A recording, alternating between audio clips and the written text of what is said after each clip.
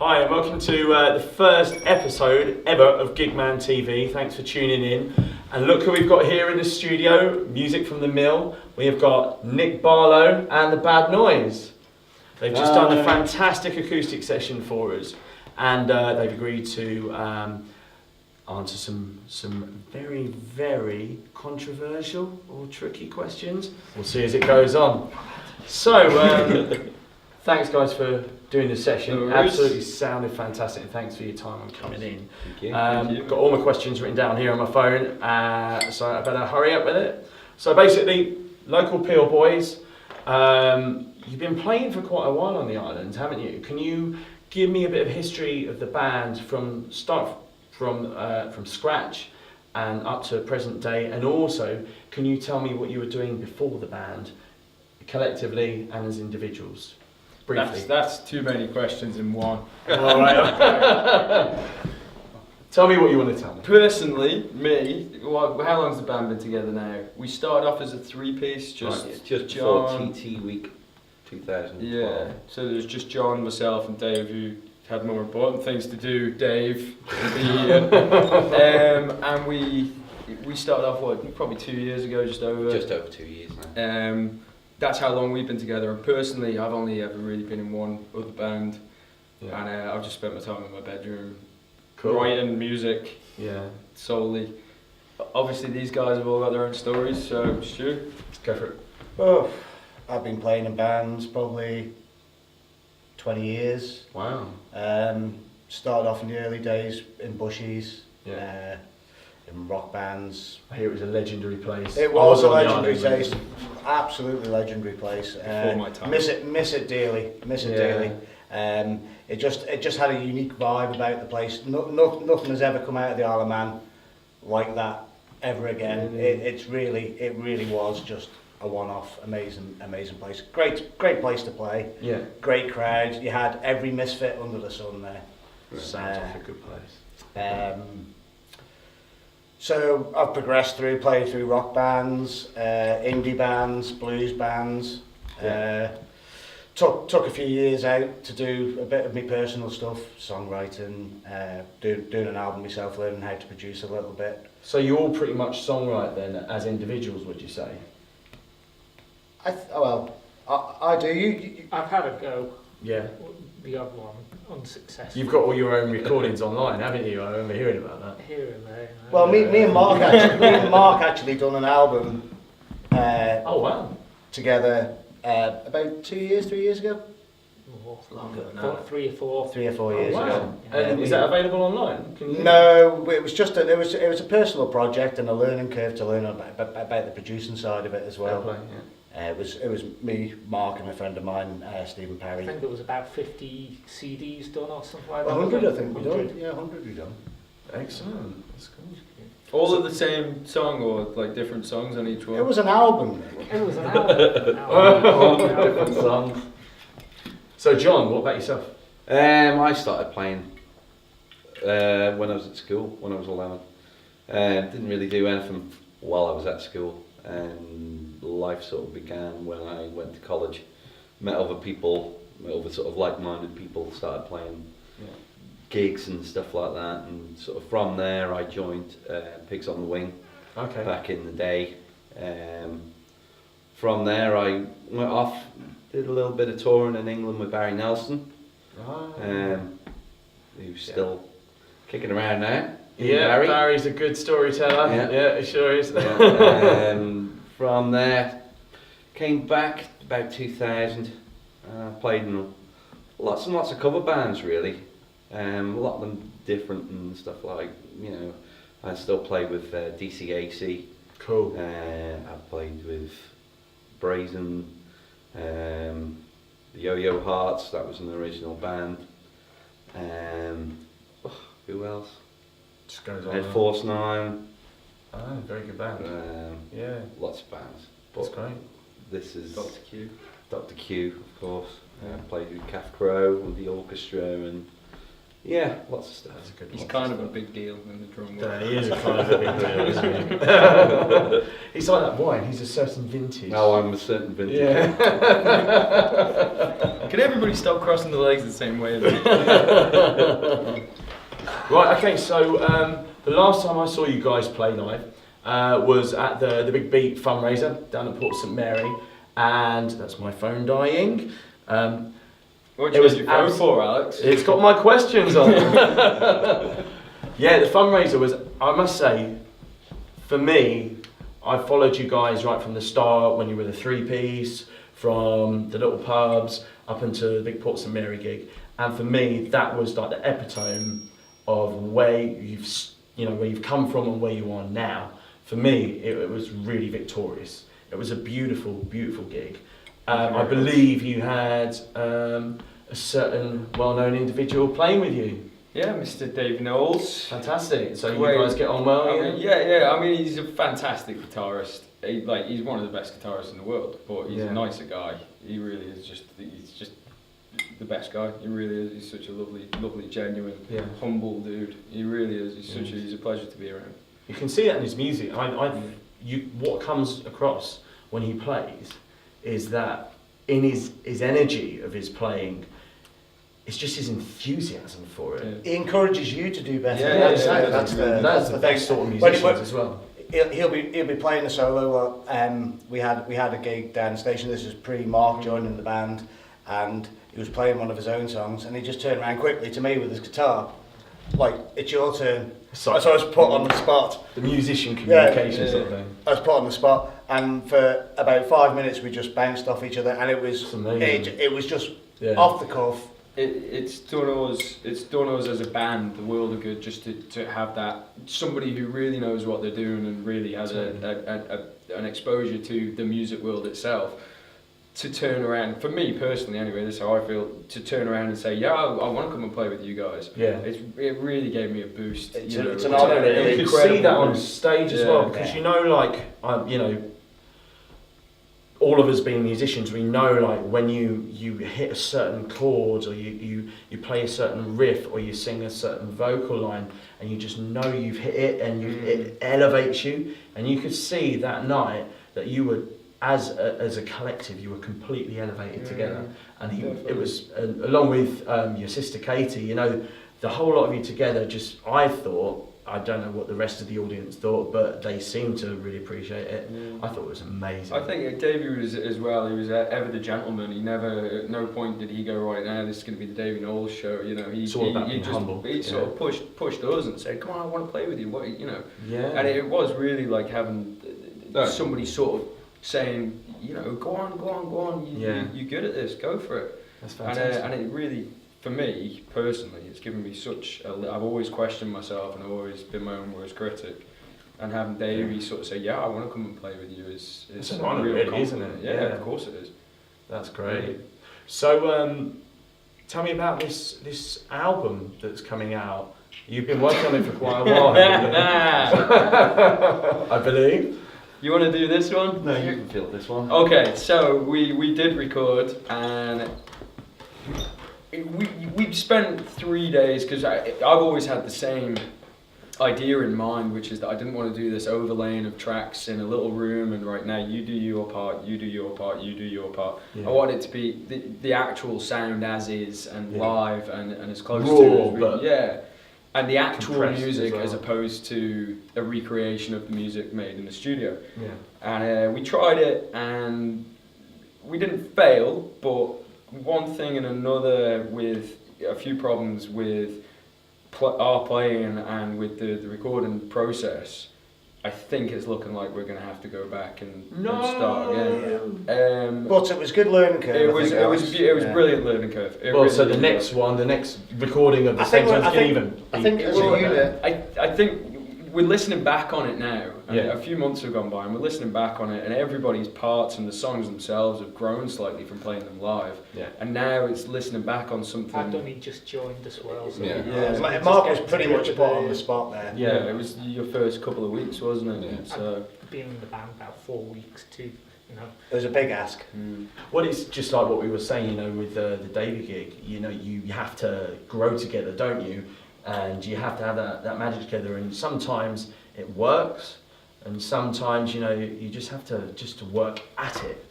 And you can definitely tell that you've been working your socks off. Definitely from the session that you've just done for us.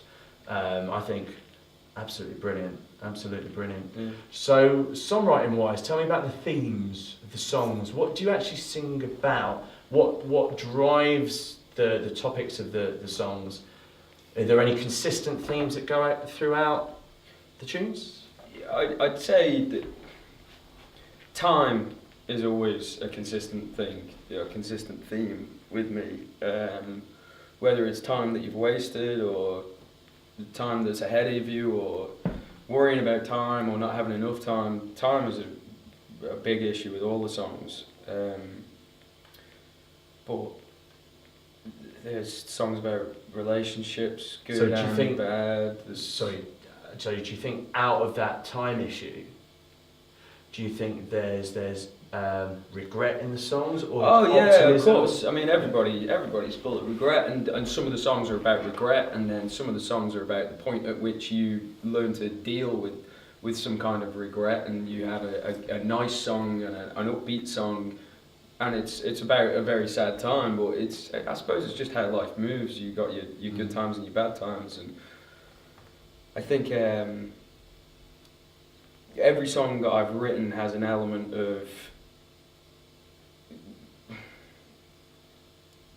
Every song I've written has a point. It's not like I've just gone, I'm going to write a song about such and such. It's always about the way that I'm feeling at that time, or the way that I have been feeling for quite a while, and I've just realised I've just snapped out of it, and now I feel better, but I need to write something about that. Yeah, and it's almost like, excuse me, after that time has happened, and you've had, sorry, I keep using the word time, a little bit of time away from the situation, is that easier to see the situation for what it was? I think Therefore, you can that's access that that's creativity a the lot beauty more. of songwriting, is that you write a song whilst you're in the depths of despair over some issue, and that's one song. But then when you come out of that, you write another song about the same situation, but it's from a completely different perspective. And I think time with me is a big issue. I've been doing it. I've been writing songs so long now that a lot of the songs have now become about it's just a way that I can release how I feel about my life, and often there's a lot of happiness, That's and sometimes it's just a down spell, and I'll write a song about it and I go, yeah, that sounds alright, I feel better. So it's therapeutic. Yeah, it's cathartic. So how long on average would you say it takes for you to write a song? Is it for me, myself as a songwriter, I find sometimes if I really labour over a song, it just goes straight in the bin once it's done. If it comes quickly, then I know that's going to be a killer song. I couldn't agree more. Yeah. And exactly what I do is I'll write a piece of music, and I'll have all the pieces of music lined up. Yeah. Whether they're happy pieces, sad pieces, whatever. And then when I'm in that mood, that I'm going to write a song, and it's going to come very, very, very quickly. That's when the lyrics are written. Cool. But I just have a backlog of music Right. all the time. There's probably 2, 3, 4 songs. And when I'm in that mood to write, I'll write a song, and generally it will take between 15 minutes and 2 hours to actually write the song. But the music itself, I've been sat there playing for a while. And when you bring it to the band, how does it work as a collective? How do the guys in the band bring it to life? This is where I'm incredibly lucky, because obviously I'm sort of I go away and I'll have this piece of music, and I'll put the lyrics to it, and as soon as the lyrics are there, oftentimes before the lyrics are there, I'll come down and say, right, what do you think of this? And if it's a goer, it's just incredible. I can't do it. That's my major downfall, is that I can't join in with other people. And I've always been the same. It's not a selfish thing, it's just that I'm not good enough to join in with other people. Right. Whereas all these guys know their instruments so well, I can come down here and say, what do you think about this? And by the end of the night, they've all written their individual parts, and the song really starts taking life. And for me, it's brilliant, because I've been sat there tinkering around with it, and I come down here and it instantly it's something else. And I'm absolutely privileged to be part of a band that's full of such fantastic musicians. I really am. I know that. Very good band. Knobheads. Oh right. Okay. Crossing your legs. Okay, so going to go back to the sound of the three-piece, because the sound has really changed quite significantly, hasn't it? Since you've gone from a three-piece to a five-piece, and I don't mean just the sound of a collective of having 5 people play, but the actual. In essence, the songs are different. You know, the style of the music of the three-piece was a lot rawer, a lot grungier, and now you've gone more. It puts me in mind of, you know, Americana, Ray Lamontagne, mixed with a little bit of the Black Keys. Sometimes the old sound comes back in with a little bit of Nirvana thrown in there, but as you've seen. Or as you've shown today with the acoustic session, it can just be changed again, can't it? And just brought it down to a really nice, chilled out, live lounge sort of thing. Why do you think the sound has gone? Did you think it's been derived from the fact that you've gone to a 5-piece from a 3-piece? Or do you think you could still carry on the grungy sound in a 5-piece? And do you think you might head that way in the future? A little bit more harsher? We still have heavier songs. Definitely. You know, some of them are. Because you can do it all, I think, really. Yeah. Well, the way that we started, it was a 3-piece band. Yeah. 3 people, 3 different instruments, 3 Yeah. vocals, and it's that whole band of frequencies. Yeah. And it's like, that's your bit, that's your bit, that's your bit. Well, and it's very easy to play together as a 3-piece. You know, it's just everybody just plays. When we started, you know, when Stu came on board, obviously. He's taken away some of those frequencies from everybody else, so everybody then naturally has to pull back a little bit. Yeah. And then Mark coming in, it sort of moves around, and the sound becomes more of a spread rather than that intense 3-piece. And we've sort of spread that sound out. And as we've added people, Nick's songwriting has come to the fore a lot more. We weren't doing like half as much. I think a big thing about the way that it started was it was kind of. The songs were out of necessity. It was like, right, I was into the Black Keys at the time, big time, wasn't I? Yeah. And when we first kicked off, it was, as I said earlier, about my inability to sort of be able to join in with other people. It was very much like, right, I can play this. Yeah. What do you guys think? And they and Dave and John had joined in, and we ended up making these like really energetic versions of songs that maybe weren't that energetic. But it was kind of driven by the fact that I was incapable of doing anything else, and these guys had to take what I was able to do and go right, you know, as a 3-piece. It's quite a tough thing. But as more musicians have come in, it's given me a lot more space. I know that it's added layers, hasn't it? Taken a lot of pressure off me because I was having to. It's getting you different ideas as well, Nick, hasn't it? Yeah, exactly. And what I was able then to go, let's risk it. I think before I would have been so exposed playing my own song as a 3-piece that I was too scared to do it. But now, like you say, with the layers have been added, I kind of got the balls to say, let's give it a go. I could try one of my songs, and I can almost hide behind the layer of awesome musicians and just get my song across rather than. And I mean, I've always been somebody who'd do it by myself. Yeah, I'd always do it alone, but. That for me was my responsibility, but I didn't want to bring these guys down with me if it didn't work out right. So then when there's more people to take more pressure, it's like, right, well, I can risk. Personally for me, I can sort of say, right, well, can we do this now? I can do it by myself, but we can do it now. If that makes any sense, I don't know. It does. It definitely comes across in the music, because in the music now it's more technicolor. Isn't it really? It's like a painting. It's just come alive.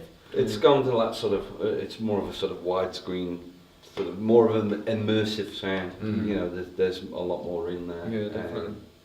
That's great. Well, Right, so go on. I was going to say, going back to you, Alex, saying that you were following the Bad Noise from the start. Yeah. I've known Nick for probably well over a decade. Too long. Yeah, too long. Yeah. Far too long. But I remember watching them as a three-piece and loving them as a band because they were just so interesting to watch. Yeah. They were just so. I just completely was consumed when they're playing. The energy coming off that There was stage. a lot of energy, I thought I'd like to have a Still piece. is. I'd like to have a piece of that. Yeah. Oh, you made sure you got a piece of that, Stu. Right, okay, so you've got your new 5-piece band, refreshed, ready to go raring. You've got an album in the pipeline, which is going to be absolutely fantastic. I know because I heard the other one, the first recording, and it is absolutely fantastic. And you've played with Davey Knowles, you're playing all Manx Grand Prix, you've done TT, and I'm sure to God you're booked up for the rest of the year. So, leads me on to my next question is, are you going to take it any further? Do you think there's the possibility that you're going to take it to the UK or any other countries? Where do you think you're going to grow from here? Once everything's out there, the album's released, you've gigged even more, you've written more songs, and you're even more confident as a 5-piece, which you're already confident. It comes across in your music and it shows that you absolutely love it. How are you going to explode that onto the world scene if you are going to? I don't think the world scene is UK. something that is in my mind at all. But I definitely we've talked about this, and we'd like to go over to the UK and do some bits and bobs, just because nobody will know who we are and we can walk around like we're. I'm that mystical guy from over the water. It's difficult because I mean I've got a little girl now, and so is Dave, bass player. He's got a little boy, and it is difficult. And the older you get, the more difficult it gets. But for me, this is me, and my wife is incredibly patient and incredibly supportive, and she wants me to play music because she knows that it's what makes me who I am. It's part of you, yeah. And so, yeah, definitely. I mean, as soon as we've got a demo together, and as soon as we've got, I mean, the Isle of Man music scene is incredible. It's absolutely incredible. There's so many places to play. There's so much going on. There's so many people who are into the music, and I absolutely love it over here. And it's hard to think outside the box because you're thinking, well, this is ace. You know, I can go down to Boyle, I can fill the place, get absolutely smashed, and stumble home. It's awesome. But yeah, I think definitely the beauty of the band is that as long as there's at least probably 3 of us, we can get by. Yeah. And it actually keeps it fresh because we sort of change from exactly. I'm doing solo stuff, and then me and John are just doing gigs by ourselves, and then we'll do a gig where it's just me and John and Stu, and then we'll do a gig where it's just me and John and Mark, and then me and John and Dave, and then we've got the 4-piece, the 5-piece, and it just keeps it so fresh. So definitely we're gonna get off the island and see what we can book and see what we can do. But in what context, I don't know. How many of us there will be, I don't know. Yeah. But it doesn't matter. There'll be. No, I think it'd be great, and especially now, you know, we live in an age, you know, like Gigmann.com, where we've got the internet now. You can get your music out there. So once you've got your music out there, then you can judge how many people are buying the music outside of the island. Then you know you've got a pre-made audience already. Mm-hmm. So that is really the thing that's going to tell you whether there's potential to, absolutely. I don't think I personally, I've never thought about it in that context. I just absolutely love it. Years ago, I used to sort of sit in my bedroom and play all these songs, and then somebody said to me, like, why are you doing that? You know, what's the point? There's absolutely no point unless you're going to play it to people. It's pointless. And it was like, well, I really enjoy doing it, and then I actually got off my ass and played to some people. And the buzz that it gives you is just so much different than anything else. And so I thought, I want to play to every people. musician will agree with that. Yeah, it's addictive, I want to play to people. And so my big thing in the island at the minute is, and it's great because it's such a small island, that it makes you keep it fresh, and it makes you go, right, well, we can't do that every gig. We have to change and we have to do more. But the more people that we get to play to, the better. And it's not because of exposure and because we'll sell albums and things like that. It's just because if you're going to say something, and I'd like to think that the songs that we play have, you know, they have a message behind them, and they are saying something. They're not just sort of self-indulgent. It's definitely, a lot of them have a message, and I'd like to not spread that message, not like that, but just tell people our stories, you know. Exactly. I think definitely, like, coming from the UK myself, there's a lot of people that want to hear it. As I've said to you, you know, privately, I think you would go down a treat in England, an absolute treat. And I think, you know, once you get the album out and put it online, get it on iTunes, all the usual Spotify, then I think you'll start to see that people do like it. And I do think that you probably will do it at least a couple of gigs across, so that's cool. Yeah, I'd hope so. I'd hope so. And then hopefully this time next year, Wembley Stadium. Possibly, yeah. Might be pushing it if up. The money's right. If the Brixton money's right. Academy, that is an amazing venue. Yeah, only if the money's right. Okay, so last couple of questions to wrap it up. Do you have any advice for young aspiring musicians? Because the whole point of me putting Gigmann together was to bring the Isle of Man music scene together, to expose it to the UK music industry, and to also encourage the youngsters, the kids. If they, you know, you recently had Tender Rage, didn't you? Play at Port St Mary, who are absolutely fantastic. Were there any words of advice you gave them, or are there any words of advice you would, from your experience, give to the youngsters to keep them going, to inspire them, and to really give them something to strive for? That was John's. Yeah. That was John's call. For me, it's about playing. For any kids, I mean, I started out when I was 11, and it was a formal education in as much as I went to the youth orchestra and sort of learnt there, and it wasn't for me.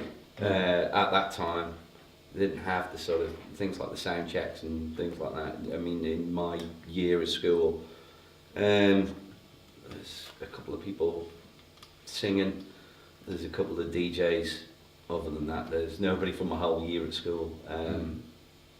The thing that sort of made me was sort of moving away from sort of Ramsey, the little town I was in, and going to college and interacting with other people, and that way, you know, you get down to bushes and sort of play and sort of doing that. But it's about, as talking as a drummer, it's about doing as much as possible. Yeah. I mean, I've been at points in my life where I've had 9 bands on the go, and it's a lot to contend with, and some of them are playing vastly different styles, but it's the only way to mature as a musician and to take on those influences. I listen to music constly.